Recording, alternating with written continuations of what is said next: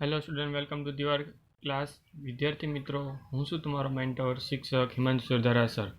Last ટાઈમના લેક્ચરની અંદર વાત કરી હતી તે હતો ટોપિક કેન્દ્રાનુરાગી વિસ્થાપન પ્રક્રિયા ફોર હેલો આયરીન, અને આજનો ટોપિક છે ઇલેક્ટ્રોન અનુરાગી વિસ્થાપન પ્રક્રિયા. વિદ્યાર્થી મિત્રો, તમે કેન્દ્રાનુરાગી વિસ્થાપન પ્રક્રિયા સમજીને તો એમાં તારણ એવું નીકળ્યું હતું કે સામાન્ય રીતે તેની કન્ડિશન હાઈ મૂકવી પડે, મતલબમાં પ્રક્રિયા કરાવી છે તો તેને હાઈ કન્ડિશનમાં કરાવવી પડશે, અધરવાઇઝ તે પોસિબલ નથી. તો હવે અહીંયા કેન્દ્રાનુરાગીમાં પણ આપણે કંઈક એવું જ સમજવાનું છે. જ્યારે પણ તમે હેલો એરિન એટલે કે બેન્ઝીનની જેમ ઇલેક્ટ્રોનુરાગી વિસ્થાપન પ્રક્રિયા તમે વિચારવા જાઓ, એટલે કે સ્વાભાવિક છે કે તેમાં halogenation, nitration, sulphonation, Friedel Crafts alkylation, Friedel Crafts acylation, આવી બહુ બધી પ્રક્રિયાઓ બેન્ઝીનની અંદર પણ હતી, જે આપણે ધોરણ 11માં સમજ્યા હતા. ઓકે, તો એ પ્રક્રિયાઓને જ્યારે આપણે વિચારણા કરીએ છીએ, તેમાં રહેલા ઉદ્દીપકો અથવા તો તેમાં લીધેલા પ્રક્રિયકોને યાદ કરીએ છીએ, તો આવી કે તમને બધી વસ્તુ યાદ હશે જે બેન્ઝીનમાં હતી, જે આપણે ધોરણ 11માં શીખી ગયા હતા. તો એ જ રીતે આપણે અહીંયા જોવાની છે બધી જ પ્રક્રિયાઓ. વિદ્યાર્થી મિત્રો, જે વિધાનો બોલું છું, જે મારા વાક્યો છે, તેને ખાસ કાળજીપૂર્વક સાંભળજો, કેમ કે જે વસ્તુ હું પહેલાં કહીશ તે ખૂબ જ અગત્યની બાબતો છે કે જે તમારા ચર્ચાના ભાગ સ્વરૂપે ખૂબ જ ધ્યાનપૂર્વક તમારે સાંભળવાની રહેશે. હેલોજન પરમાણુ આંશિક અસક્રિય કારક એટલે કે નિષ્ક્રિય એમ કહી શકાય. અસક્રિય કારક શબ્દ એક એનસીઈઆરટી ટેક્સ્ટબુકમાં તમને આપે છે, તેને નિષ્ક્રિયકરણ એમ શબ્દનો ઉલ્લેખ છે, કેમ કે વારંવાર તે શબ્દ યુઝ કરેલો છે, એટલે આ વસ્તુ હું મેન્શન કરું છું. તમે જો સમજ નથી પડતી કે અસક્રિય કારક એટલે શું, તો અહીંયા લખી દેવું નિષ્ક્રિય કારક, મતલબમાં નિષ્ક્રિય કરવું એમ. એટલે સમજો કે જ્યારે પણ પરમાણુ, હેલોજન પરમાણુ જે છે તે આંશિક નિષ્ક્રિય સમૂહ હોવા છતાં પણ, આંશિક નિષ્ક્રિય સમૂહ હોવા છતાં પણ તે સામાન્ય રીતે ઓર્થો અને પેરા નિર્દેશક સમૂહ છે. કયા? ઓર્થો અને પેરા નિર્દેશક સમૂહ છે. ધેટ મીન્સ કે તમારી પાસે જે દાખલ થનાર સમૂહ છે ને એ ઓર્થો અને પેરા સમૂહની અંદર જશે, મતલબ ઓર્થો અને પેરા સ્થાનની અંદર જશે, એટલે આપણે તેને ઓર્થો પેરા નિર્દેશક સમૂહ તરીકે ઓળખતા હોઈએ છીએ. તો એમાં હેલોજનનું પણ કામ ઓર્થો પેરા નિર્દેશક સમૂહ જેવું જ છે. તેથી પછીના વિસ્થાપન હેલોજન પરમાણુના સ્થાન ઓર્થો અને પેરા સ્થાનની અંદર જશે, સ્વાભાવિક છે. એટલે જ્યારે પણ આપણે હેલોબેન્ઝીનની અંદર સસ્પેન્શન બંધારણો દર્શાવતા હોઈએ ત્યારે પણ આપણે સરળતાથી આ વસ્તુને વારંવાર સમજ્યા છીએ કે શા માટે ઓર્થો અને પેરા છે. ફરી એકવાર સ્ટ્રક્ચર મેં તમારી સાપેક્ષ રજૂ કરેલા છે કે જેના કારણે ફરી એક હું તમને દર્શાવીશ. તમારી સાપેક્ષ આ 4 સ્ટ્રક્ચર છે, બેન્ઝીન અથવા તો અત્યારે હેલોબેન્ઝીન છે, એટલા માટે હેલોબેન્ઝીનની દૃષ્ટિકોણથી આ તૈયાર થયેલા સ્ટ્રક્ચર સસ્પેન્શનના સ્ટ્રક્ચરો છે, જેની અંદર ઇલેક્ટ્રોનનું ટ્રાન્સફર, કેમ કે ઇલેક્ટ્રોન ધનિક છે, આ ઇલેક્ટ્રોન ટ્રાન્સફર કરશે એટલે આ પાયબંધ અહીંયા ટ્રાન્સફર થશે, એટલે અહીં નેગેટિવ ચાર્જ તૈયાર થશે. આ નેગેટિવ ચાર્જના ઇલેક્ટ્રોન અહીંયા આવશે અને પાયબંધના ઇલેક્ટ્રોન અહીંયા આવશે, એટલે અહીંયા નેગેટિવ ચાર્જ તૈયાર થશે, અને આ પાયબંધ કન્ટિન્યુઅસલી ફોલોઅપ લેતા જશે, એટલે માઇનસ ચાર્જ અહીંયા આવશે. એટલે 3 જગ્યા પર માઇનસ ચાર્જ ઉપલબ્ધ થયો, મતલબમાં 3 જગ્યા પર ઇલેક્ટ્રોનની જવાની ક્રિયાવિધિ થઈ. એ ઇલેક્ટ્રોનની જવાની ક્રિયાવિધિ 3 સ્થાનમાં જાય છે, તો એ 3 સ્થાન સામાન્ય રીતે બેન્ઝીનના 2 ઓર્થો અને 1 પેરા સ્થાન છે, જે તમે સામાન્ય તારણના ભાગ સ્વરૂપે વિચારણા કરી શકો છો.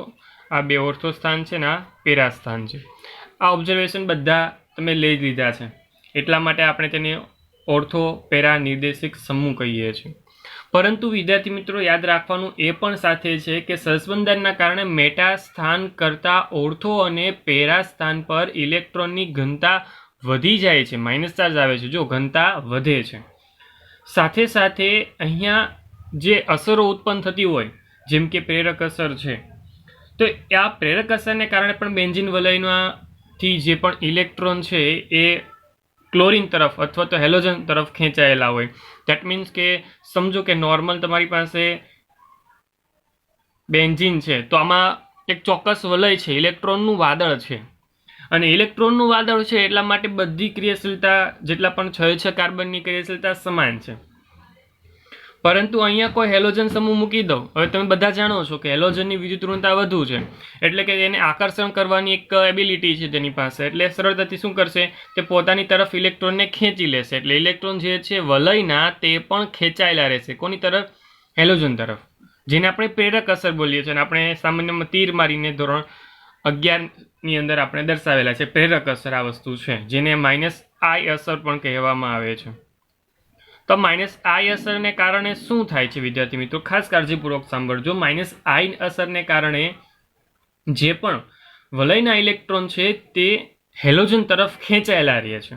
મતલબ જે આ ક્રિયાશીલતા પહેલા હતી ફક્ત ને ફક્ત બેન્ઝીનને આધારે વિચારતો હોવ, તો આ બાકીના કાર્બનોની જે પણ સંયોજકતાની સક્રિયતા હતી કે બહારથી કોઈ આવતો હોય તો સક્રિયતાથી તે બંધ બનાવી લેતો, પરંતુ હવે તે સક્રિયતા નથી રહેતી. -I અસરને કારણે જ્યારે પણ ઇલેક્ટ્રોન હતા તે સરળતાથી ખેંચાઈ ગયા હેલોજન તરફ.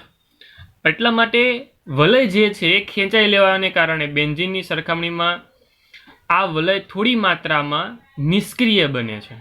કેવું બને છે વિદ્યાર્થી મિત્રો? નિષ્ક્રિય. કારણ શું છે? -I અસર. અને નિષ્ક્રિય બને છે તેથી જે પણ હેલો એરિન સંયોજનો હશે વિદ્યાર્થી મિત્રો, તે કેન્દ્રાનુરાગી વિસ્થાપન પ્રક્રિયા ખૂબ જ ધીમી આપે છે.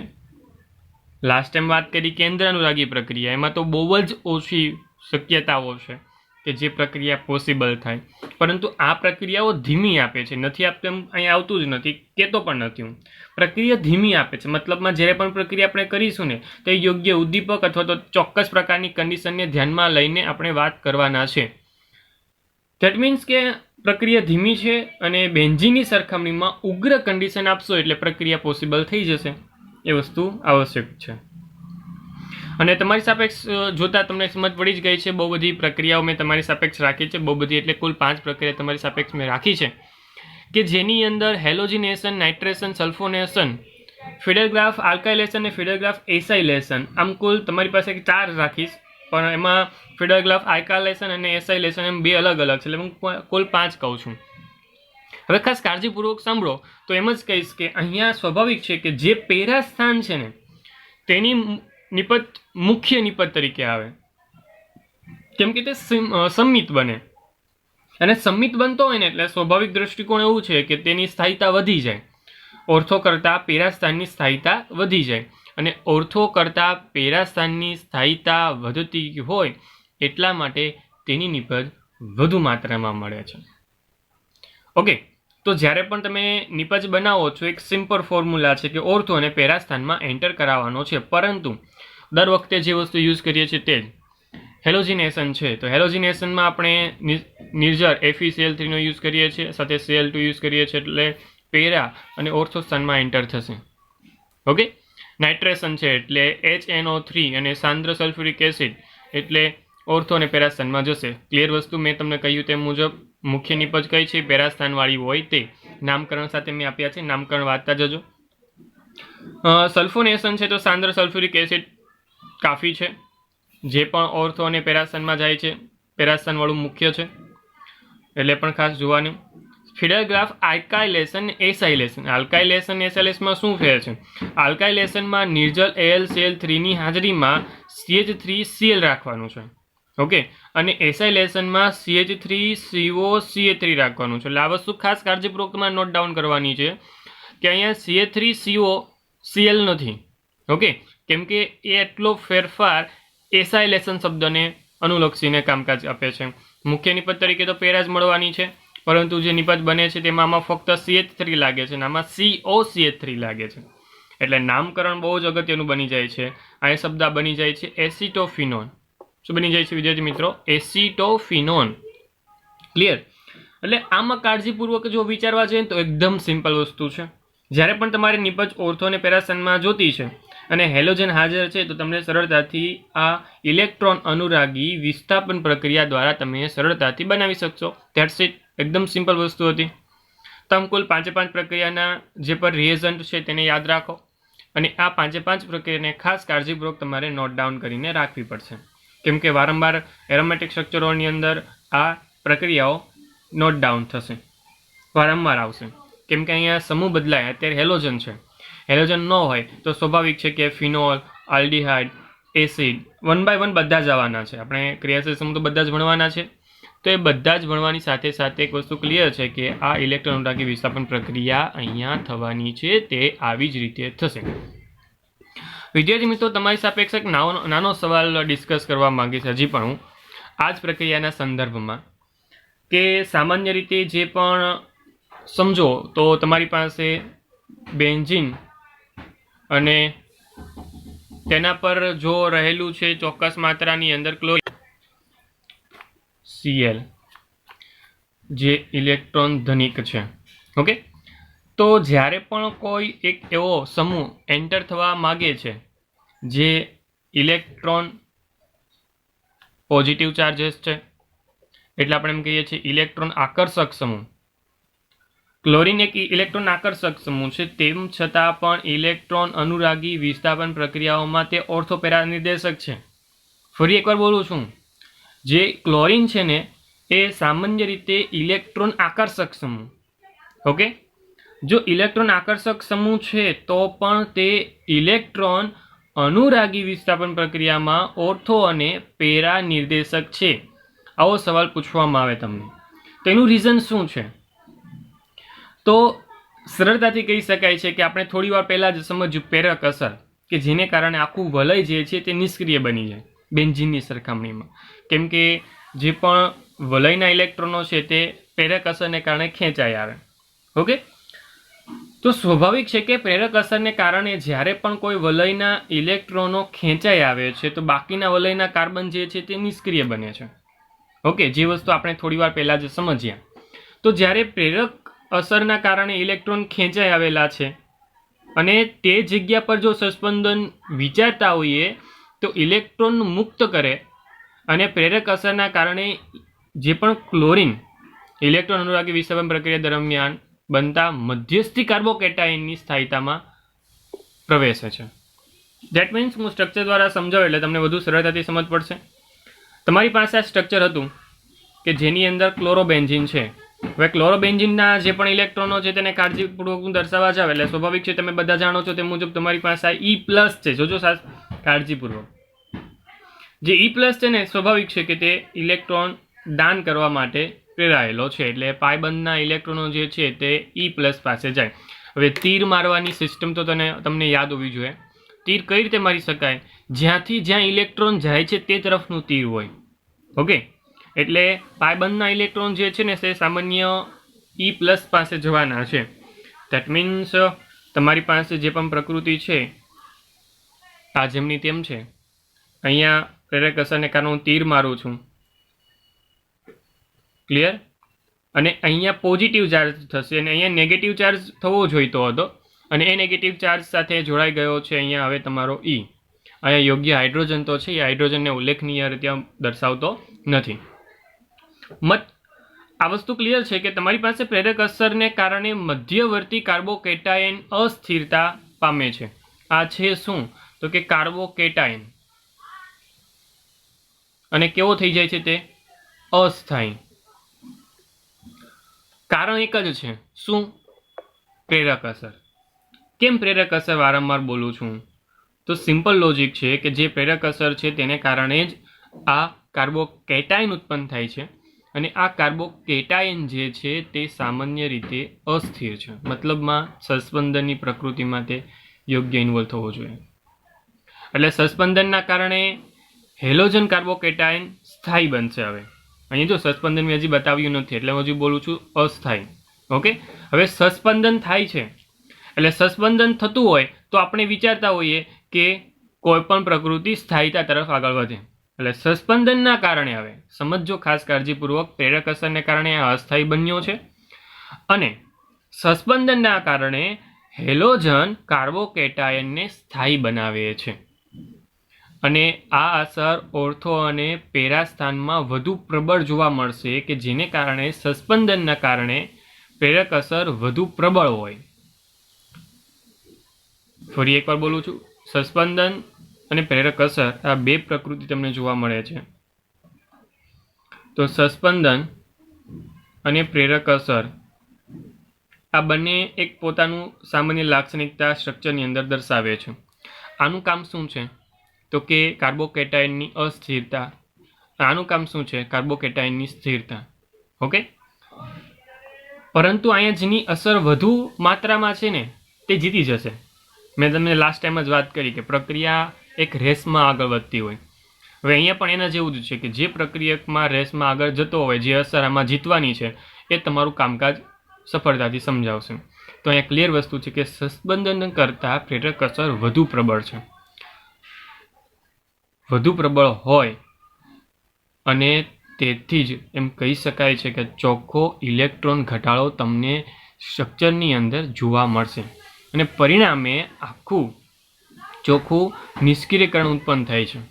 ઓકે, એટલે આખો જે ભાગ છે તે નિષ્ક્રિય બનવો એ એટલા માટે પ્રેરક અસરને કારણે હું તમને વારંવાર સમજાવું છું. એટલા માટે જ આખો જે 5 કાર્બનનો ભાગ છે તે નિષ્ક્રિય બને છે અને ઓર્થો અને પેરા સ્થાનમાં હુમલા માટે જે પણ સસ્પેન્શન અસર જે છે તેનાથી વિપરીત કાર્ય થાય. એટલે શું? તો કે આ રીતે તમે સમજો છો તે રીતે તમે વિચારો કે તમારી પાસે અહીંયા હેલોજન છે. આ કોઈ ઇલેક્ટ્રોનનુરાગી પ્રક્રિયા આવ્યો એટલે સ્વાભાવિક છે કે તેનું ઇલેક્ટ્રોનની પ્રકૃતિ છે એને દર્શાવવા જાઓ એટલે સ્વાભાવિક છે કે તે ઇલેક્ટ્રોન અહીંયાથી અહીંયા તરફ જશે.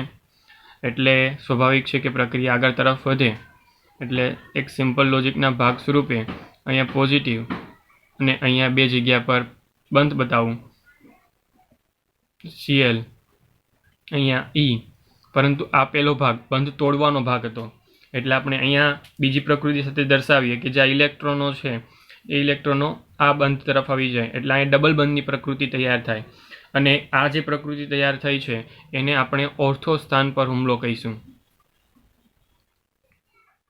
ઓકે, પરંતુ જ્યારે આ જ વસ્તુ તમે પેરાસ્થાનને અનુલક્ષીને વિચારવા જાઓ તો પેરાસ્થાનને અનુલક્ષીને જ્યારે વિચારવા જાઓ છો એટલે સ્વાભાવિક છે કે જે આકર્ષક સમૂહ આવવાનો છે, ઇલેક્ટ્રોન અનુરાગી પ્રક્રિયક આવવાનો છે, એ પેરાસ્થાનમાં જવો જોઈએ. તો એટલા માટે શું થાય તો કે આ બંધની પ્રકૃતિ પહેલાં બતાવી દો. હવે થશે શું તો કે બંધના ટ્રાન્સફરેશન થાય છે. જેમ કે આપણે વારંવાર સ્ટ્રક્ચરમાં સમજ્યા છીએ તે મુજબ આ અહીંયા જવાનો છે અને આ અહીંયા જવાનો છે. એટલે મેં એક બારમાં જ બંને સ્ટ્રક્ચર બતાવી દીધા કે જેથી તમને ડાયરેક્ટ પેરાસ્થાન પર હુમલો બતાવી શકું અને સરળતાથી એ હુમલોની વાત કરીશ અને એમ જ કહીશ કે તમારી સાપેક્ષ જે સ્ટ્રક્ચર હતું તેમાં અહીંયા પોઝિટિવ ચાર્જ તૈયાર થાય છે. અહીંયા Cl ના ઇલેક્ટ્રોન સાથેનો Cl છે, આ અહીંયા આવશે પાયબંધ 2 જગ્યા પર અહીંયા જેમ. એટલે સ્વાભાવિક દૃષ્ટિકોણ શું છે કે આ પેરાસ્થાન પરનો હુમલો અહીંયા દર્શાવી શકું છું. કેવા સ્થાનનો? પેરાસ્થાનનો. અને સરળતાથી અહીંયા મેં વાત કરી તે મુજબ ઓર્થો અને પેરાસ્થાન પરના હુમલા માટે સસ્પેન્શન અસર પ્રેરક અસરથી વિપરીત કાર્ય કરે છે. ફરી એકવાર મારો વિધાનને રિપીટ કરું છું. અહીંયા સસ્પેન્શન અસર પ્રેરક અસરથી વિપરીત કાર્ય કરે છે. આથી જ એકમાત્ર કારણ હતું કે જેને કારણે ઓર્થો અને પેરાસ્થાન પરના હુમલા માટેની અસક્રિયતા અથવા તો નિષ્ક્રિયતા શબ્દ વાપરીએ, નિષ્ક્રિયતા ઓછી થઈ જાય છે અને પરિણામે જે પણ પ્રતિક્રિયાત્મકતાની પ્રબળ પ્રેરક અસર દ્વારા તથા સ્થાન નિર્દેશક સસ્પેન્શન દ્વારા નિયંત્રણ થતું હોય તેમ આપણે માલુમ થશે. ફરી એકવાર અને લાસ્ટ ટાઈમ, તમારી પાસે જે પણ આ ઈ દાખલ થાય છે એની પહેલાં ચર્ચાના ભાગ સ્વરૂપે એટલી વસ્તુ સમજી શકાય કે જે દાખલ થાય છે તો તે પ્રેરક અસરથી અસ્થાયી બનાવે છે કાર્બોકેટાયનને. પરંતુ જો કાર્બોકેટાયન વધુ અસ્થાયી હોય તો એ અસ્થાયી હોવાને કારણે પોતાની એબિલિટી દર્શાવતો નથી કે આગળ પ્રક્રિયા કરી શકે, પરંતુ ત્યારે સસ્પેન્શન પણ થાય છે કે જે અસ્થાયીતાને સ્થાયીતા તરફ લઈ જવાની એબિલિટી દર્શાવે છે. પરંતુ સસ્પેન્શન અસર છે તે એટલી પ્રબળ નથી જેટલી પ્રેરક અસર વધુ હોય. એટલે સમજી શકાય તે મુજબ સસ્પેન્શન અહીંયા ઓછું છે પ્રેરક અસર કરતાં. એટલા માટે જ ઇલેક્ટ્રોનનો ચોખ્ખો ઘટાડો તમને અહીંયા જોવા મળે છે. પોઝિટિવ ચાર્જ સાથેની વાત કરીએ છીએ એટલા માટે ઘટાડો બોલીએ છીએ. એ ડઝન્ટ મેટર છે કે પછી ઇલેક્ટ્રોન ક્લોરિનના આવે છે અને ક્લોરિનને ચાર્જ પોઝિટિવ લાગી જાય છે, એ પછીની વસ્તુ છે.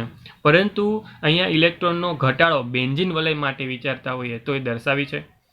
અને સરળતાથી કહી શકાય કે બેન્ઝીન વલયમાં ઇલેક્ટ્રોનનો ઘટાડો એ તેની નિષ્ક્રિયતા ઉત્પન્ન કરવાનું કામકાજ કરે છે. નિષ્ક્રિયતા ઉત્પન્ન થઈ છે તો ઓર્થો અને પેરા સ્થાન પરના જે હુમલા છે એ શક્ય બને નહીં.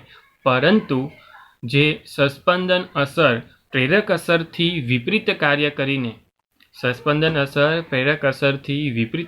કરીને જે પણ પ્રકૃતિ તમે આ બે ભાગમાં જોઈ એ બે ભાગ ઉત્પન્ન કરી શકે છે અને આથી જ ઓર્થો અને પેરા સ્થાન પરના હુમલા માટેની નિષ્ક્રિયતા ઓછી કરે છે અને આ બંને પોસિબલ બને છે. ક્લિયર? એટલે એમ સિમ્પલ વિધાનોમાં કહી શકાય કે પ્રતિક્રિયાત્મકતા પ્રબળ પ્રેરક અસર દ્વારા અને સ્થાન નિર્દેશક સસ્પંદન દ્વારા નિયંત્રિત થાય છે, કે જેના દ્વારા આ વસ્તુને આપણે સમજ્યા. બે વસ્તુ અહીંયા ખૂબ જ અગત્યની છે, સસ્પંદન, પ્રેરક અસર. ઓકે, એટલે આ વસ્તુ મેં એટલા માટે સમજાવી કેમ કે એનસીઈઆરટી ટેક્સ્ટબુકમાં પણ આ જ સવાલ છે. વારંવાર લોજિકલી જ્યારે વિચારવામાં આવે છે ત્યારે આ સવાલ બહુ જ કન્ફ્યુઝિંગ સવાલ તરીકેની ધારણા તમારી સાપેક્ષ મૂકવામાં આવે છે, પરંતુ એટલો કન્ફ્યુઝિંગ છે જ નહીં. જેની અસર વધુ હોય તે ફાઇનલી પોતાની રેસ જીતી જાય તેના જેવું કામકાજ છે. પરંતુ અહીંયા પ્રેરક અસર રેસ જીતી જાય છે, નો ડાઉટ. પરંતુ અહીંયા સસ્પંદન અસરની પણ એક એબિલિટી છે કે જેને કારણે સસ્પંદન તો થવાનું જ 100% થવાનું છે. એના કારણે જ કે જ્યાં એન્ટર થવાનો જે સમૂહ છે એ સરળતાથી એન્ટર થઈ જાય છે. એટલે પ્રેરક અસર પણ જીતે છે અને સસ્પંદનની પણ એક અસર છે જેને કારણે આ સમૂહ બનવાની ચોક્કસ શક્યતાઓ મળી જાય છે. ઓકે, તો આમ તમે સરળતાથી પ્રેરક અસર અને સસ્પંદન અસરને ધ્યાન પર લઈને આખી જ બાબતોને ઇલેક્ટ્રોન અનુરાગી વિસ્થાપન પ્રક્રિયાને સમજી શકો છો. ફરી એકવાર અને લાસ્ટ ટાઈમ હું તમને જે વસ્તુ બતાવવા જઈ રહ્યો છું તે તમારે ભૂલવાની તો છે જ નહીં, અને એ છે સસ્પંદન સ્ટ્રક્ચરો. સસ્પંદન સ્ટ્રક્ચરો એટલા માટે ફરી એકવાર ધ્યાન દોરવી રહ્યો છું કેમ કે સસ્પંદન સ્ટ્રક્ચરો તમારા માટે અગત્યના છે કે જેના કારણે તમે સરળતાથી પોતાની પ્રકૃતિને સમજી શકો. અને એ સરળતાથી એટલા માટે બોલું છું કેમ કે સસ્પંદનની અંદર જ ઓર્થો અને પેરાસ્થાનની એક ચોક્કસ માહિતી તમને આપી છે. બાકીના જે પણ સમીકરણો છે તો સહેલા છે. તો વિદ્યાર્થી મિત્રો, આમ તમે સરળતાથી આજના લેક્ચરમાં સમજ્યા તે ઇલેક્ટ્રોન અનુરાગી વિસ્થાપન પ્રક્રિયા હતી, જેને મેં વારંવાર રિપીટ કરીને વારંવાર એકને એક વસ્તુ સાથે સાંકળીને મેં તમને સરળતાથી શીખવી. સાથે સાથે આજના લેક્ચરમાં વાત કરી દઉં છું ધાતુઓ સાથેની પ્રક્રિયા. ઓકે, ચાલો સમજીએ ધાતુઓ સાથેની પ્રક્રિયા, જેમાં સામાન્ય બે પ્રક્રિયાઓ છે, વુડ્સ ફિટિંગ પ્રક્રિયા અને ફિટિંગ પ્રક્રિયા. જે કદાચ લાસ્ટ લેક્ચરમાં આપણે વાત કરી હતી ને હેલો આલ્કેનની અંદર, તેના જેવી જ પ્રક્રિયાઓ છે, જેમાં સામાન્ય રીતે હું લેતો આલ્કાઇલ હેલાઇડ અને સાથે સાથે એરાઇલ હેલાઇડ, અને તેનું મિશ્રણ કરીને આપણે સોડિયમ ધાતુની હાજરીમાં અને શુષ્ક ઇથર હોય, ખાસ કાળજીપૂર્વક યાદ રાખજો, શુષ્ક ઇથરમાં સોડિયમ ધાતુ સાથે પ્રક્રિયા કરાવવાની છે. કઈ ધાતુ સાથે? સોડિયમ ધાતુ સાથે. ફરી એકવાર હેલો આલ્કેન અને હેલો એરિન બંને સાથે લેવાનું છે, મિશ્ર કરવાનું છે, શુષ્ક ઇથરની હાજરીમાં સોડિયમ ધાતુ સાથે પ્રક્રિયા કરવાની છે. તો તમે સરળતાથી આલ્કાઇલ એરિન સંયોજનો મળશે. એવું સંયોજન મળશે, આલ્કાઇલ એરિન. ઓકે, એકદમ સિમ્પલ પ્રોસેસ હતી. આ જે પ્રક્રિયા છે તેનું નામ આપવામાં આવ્યું છે વુડ્સ ફિટિંગ પ્રક્રિયા. એકદમ સિમ્પલ, એકદમ easy. And then next fitting પ્રક્રિયા શું છે સમજો. આમાં શું લીધું હતું આપણે? હેલો એરિન અને હેલો આલ્કેન. ઓકે, આમાં ફક્ત ને ફક્ત એક જ વસ્તુ લેવાની છે, હેલો એરિન. એરાઇલ હેલાઇડ જે પણ હોય અથવા હેલો એરિન જે પણ છે, એવા સંયોજનો જ્યારે શુષ્ક ઇથરની હાજરીમાં સોડિયમ ધાતુની સાથે પ્રક્રિયા કરવામાં આવે છે ત્યારે સમાન સંયોજનો, એટલે કે જે પણ આ એક જ પ્રકારનું સંયોજન છે તે પોતાના જ સંયોજન સાથે રૂપાંતર પામીને મતલબમાં પ્રક્રિયા કરીને એક સાથે બે એરિન સંયોજનો સ્વરૂપમાં એક જોડાણ કરે છે, અને એ જોડાણ તમારી સાપેક્ષ તૈયાર છે તે મુજબનું ડાયફિનાઇલ જેવું સ્ટ્રક્ચર તૈયાર કરે છે. અહીંયા પણ એક સિમ્પલ કોમન વસ્તુ છે અને એ છે સોડિયમ ધાતુ, કે કે જેને કારણે તમને સરળતાથી નિપજ બને છે. અહીંયા નામ ખાલી ખૂબ જ અગત્યનું છે, આલ્કાઇલ હેલાઇડ. અહીં બને છે ડાયફિનાઇલ. તો ડાયફિનાઇલ જેવા સ્ટ્રક્ચરો બનાવવાના હોય ત્યારે ખાસ કરીને યાદ રાખવાની છે ફિટિંગ પ્રક્રિયા. ને અહીંયા છે વુડ્સ ફિટિંગ પ્રક્રિયા. તો ધાતુ સાથેની પ્રક્રિયામાં આપણે લાસ્ટ ટાઈમ પણ વુડ્સ પ્રક્રિયા જોઈ છે. વુડ્સ જે પ્રક્રિયા છે ને એ સામાન્ય રીતે એ આલ્કાઇલ હેલાઇડમાં આવે છે. કેમાં આવે છે? આલ્કાઇલ હેલાઇડમાં. Alkyl halide. આલ્કાઇલ હેલાઇડમાં જ્યારે પ્રક્રિયા જોઈએ ને ત્યારે નામ હતું શું? વુડ્સ પ્રક્રિયા. ઓકે. અને અહીંયા આવી રીતે કઈ હતી? ફિટિંગ પ્રક્રિયા. અને જો બેનું કોમ્બિનેશન હોય ને તો એને કહેવામાં આવે છે વુડ્સ ફિટિંગ પ્રક્રિયા. જો આલ્કાઇલ હેલાઇડમાં વુડ્સ પ્રક્રિયા હતી જે આપણે લાસ્ટ લેક્ચરમાં આલ્કાઇલ હેલાઇડના એન્ડમાં ધાતુ સાથેની પ્રક્રિયામાં સમજી. અને ફિટિંગ પ્રક્રિયા જે તમારી સાપેક્ષ છે. અને જો બંનેનું મિશ્રણ હોય તો સોડિયમ ધાતુ ઇથર જેમનું તેમ, પરંતુ બંનેનું મિશ્રણ છે જો, ઓકે, તો તેને કહેવામાં આવે છે બંનેનું ભેગું નામ વુડ્સ ફિટિંગ પ્રક્રિયા. ક્લિયર? એટલે એકદમ સિમ્પલ વસ્તુ હતી કે જે ધાતુ સાથેની પ્રક્રિયા હોય. આમ વિદ્યાર્થી મિત્રો તમારી સાપેક્ષ હેલો એરિનની પ્રક્રિયાઓ બધી જ પૂર્ણ થાય છે. ફરી એકવાર મળીશું નેક્સ્ટ લેક્ચર સાથે અમુક ગુણધર્મ સમજવા માટે, અમુક હેલોજનયુક્ત સંયોજનોને સમજવા માટે.